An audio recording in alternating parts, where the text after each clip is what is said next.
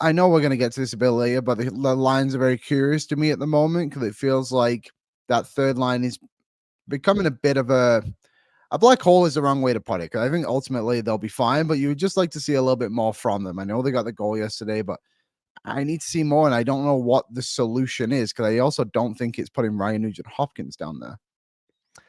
Yeah, so that's something that came down. Obviously, they didn't do it at skate the other day. They decided on it right for warm-ups. So Evander Kane goes up to the top line. Oh, Liam's gone. We'll reconnect with Liam in a second. They go back to Evander Kane on the top line, and honestly, it puzzled me. I think you could have kept rolling with the same 12 forwards that you had for the last couple of games here. Let Henrique, Brown, and Kane try to develop some sort of chemistry in that for a decent stretch. Again, they played together for 2.5 games. I feel like they could have given them a little bit more runway. They don't. And we talked about this yesterday on pre-gaming when I was on with Aaron, but the issue with Henrique Brown and Evander Kane was none of them go out there and are particularly good off the rush. And that's kind of where they struggled. They weren't getting looks because they weren't attacking the zone with any speed. They weren't getting a chance to set up. There wasn't enough speed there.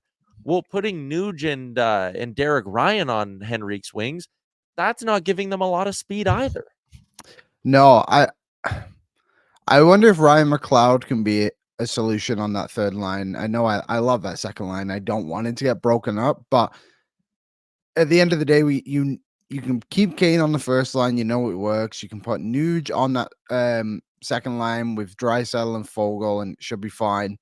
Having that speed element, I wouldn't have Derek Ryan there much longer. I'd rather just have Perry. At least he has a scoring instinct. Maybe that's what you do there.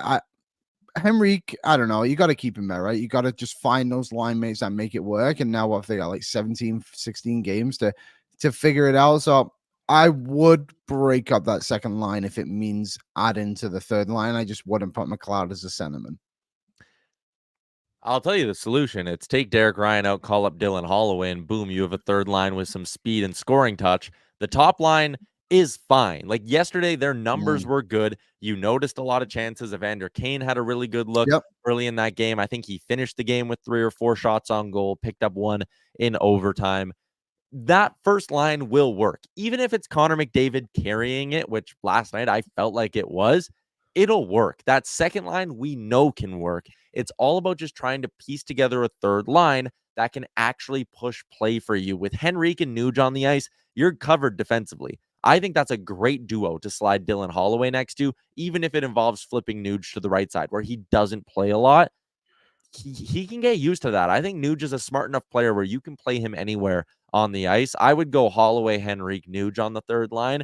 But again, I'm okay with keeping Holloway down in Bakersfield for another 5-6 games, letting him play a ton and going from there. I would keep Holloway in Bakersfield until the end of the month.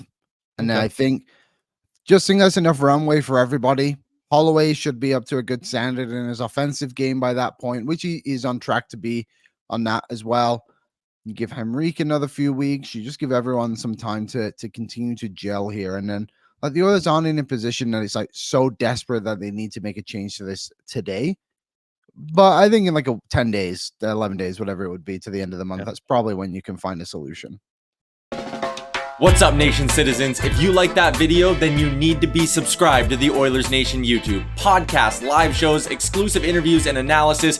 Everything you need from your favorite voices at Oilers Nation. And you don't want to miss any of it, so hammer that subscribe button.